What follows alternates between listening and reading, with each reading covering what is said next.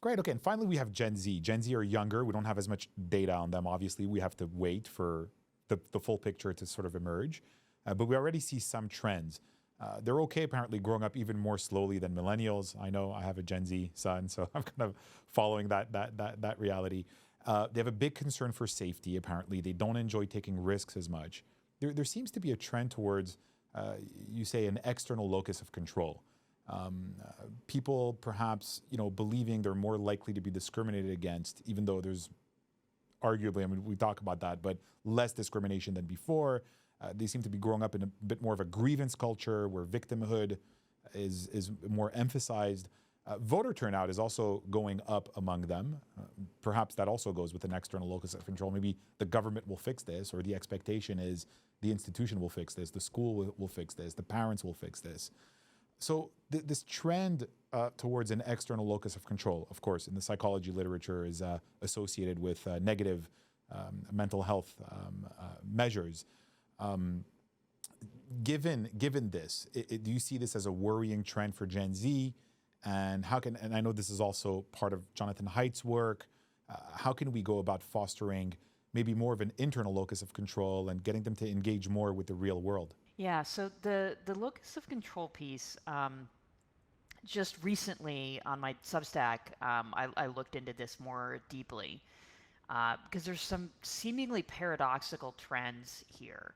That it is true, Gen Z is more likely than millennials or Gen Xers or boomers at the same age to say, every time I try to get ahead, something or somebody stops me. They're more likely to agree with that. A lot of things around kind of personal locus of control. In some one-time surveys, are more likely to say that America is an unfair society, that we need to, completely change government. And anecdotally, I think many people can see that with Gen Z and their narrative online, which many people call doomerism, of everything is terrible. Discrimination is worse now than ever, and nobody can ever get ahead, and it's all just very, very negative stuff, which is partially because social media algorithms pull for that.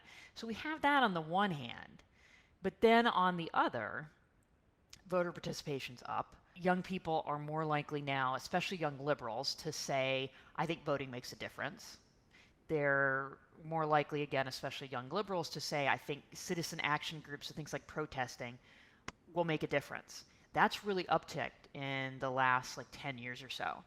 So there's the doomerism, but then there's what are we going to do about it? So if you have doomerism, one strategy would be to do nothing. And so for a while, I was like, I wonder which direction this is going to go. Or is it going to be we're just going to complain online? Or is there going to be any action involved? And I think now my opinion's shifted on this a little bit with this new data analysis. I think there's going to be more of the action piece. I think there's going to be more, that voter turnout, at least if they say what they do what they say they're going to do, more voter turnout, a continuation of protests, which I think we've already seen that on college campuses last year, for example. And I think that's going to continue. At least by what we can tell from the survey data, that Gen Z is they're not just negative, they're not just doomers. They think it needs to be changed. And so that's a more internal locus of control. Older generations may not always agree with their methods or what they're doing, but they are doing something. And it's just a matter of channeling that in a productive way. Very interesting. So even the external locus of control could just be one of their chapters as they sort of evolve psychologically. Maybe they start with, they don't have a lot of power, they don't have jobs, they don't have, right? So they're kind of seeing everything as which is kind of is, right? Determined by external forces.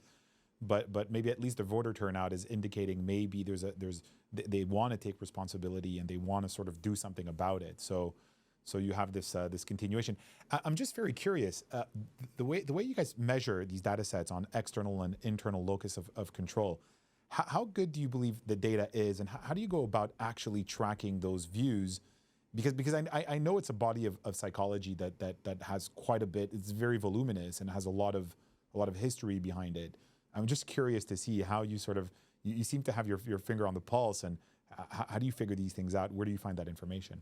Yeah, well, the big data sets that I draw from, that's really the strength of it. I mean, we live in the age of big data, and it's much more accessible than it ever used to be.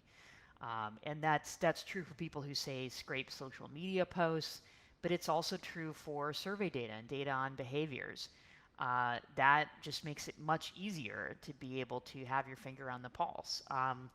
And I think I think that I've been able to do that at a few points, particularly with Gen Z, because of the accessibility of that data. It's just you have to do the work of downloading it all and merging it all, but you know, it can be laborious at times, but that's what I like doing.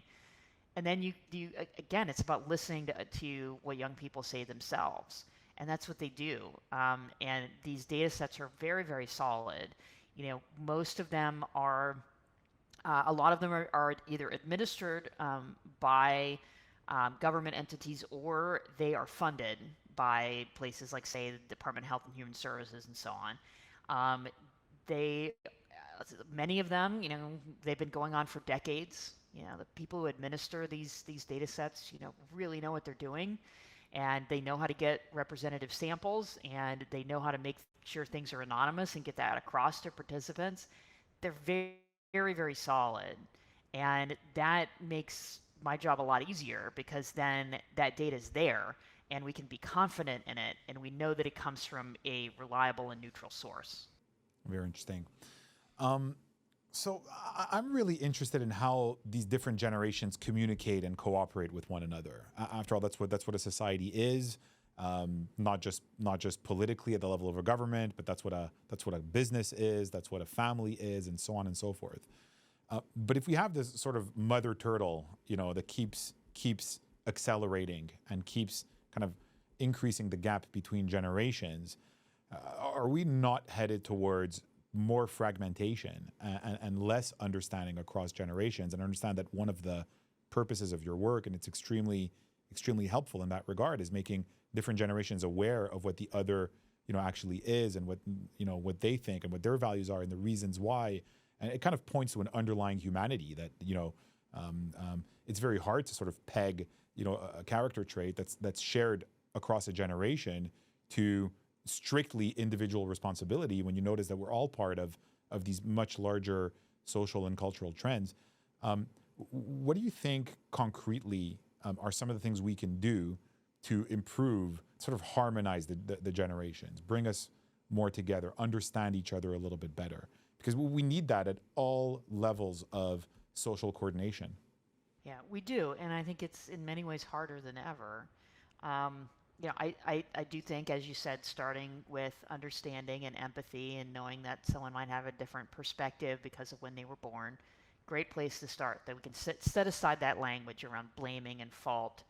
I think that's a fantastic place to start. And, you know, listen to each other, whether that's on surveys or in person, and try to tune out a lot of that social media noise where you're getting, it feels like, you know, when you're on social media, that you're getting a cross section of what people think, and you're not. You're getting often the angriest and the most negative. And then it's also, you know, the people who have particular grievances who are going to spend the most time, and, you know, you're not really getting a cross section on what people think, and it's tempting to believe that, but you're not. So, you know, trying to have those conversations in person as much as possible is certainly one way to go. Amazing. Really helpful and very interesting. Dr. Twenge, I'd like to thank you for your work, not just for the interview, but more generally. Your work is really fantastic, very educational, very packed with insights. This approach that you have, using really data-driven analyses of these issues, brings all of these different insights much more into focus than when we have kind of more general conversations that are not as educated by the data. So really thank you very much for your work. I'm curious, are you working on another major project? Is there another major book? I know Generations came out pretty recently, so but do you have anything else on the horizon that might be of interest to us? Well, you know, we talked a little bit about the adolescent mental health crisis and how it looks like it's due, you know, to smartphones and social media. And what that's meant is that parents, like you and me, are in the position of trying to help our kids have a better balance and spend some real world time and not just be on the phone or the gaming console all the time. So that's probably going to be my next book, is a book for parents on trying to set some rules and limits around technology so our kids can be happier and healthier. So working title at the moment is Future Proof Parenting. Very nice. And I realize I follow your Substack. Lately, you've been writing a few articles around that topic. Where can people find you? Where should they follow you if they want to be up to date with your work? I usually put my updated analyses on my Substack, which is the Generation Tech Substack. And then there's a lot more information about all of my books and speaking engagements and things like that on my website, which is genetwenge.com. Excellent. Dr. Twenge, thank you so much. It was a real honor and pleasure. Great to talk to you as well. Thank you.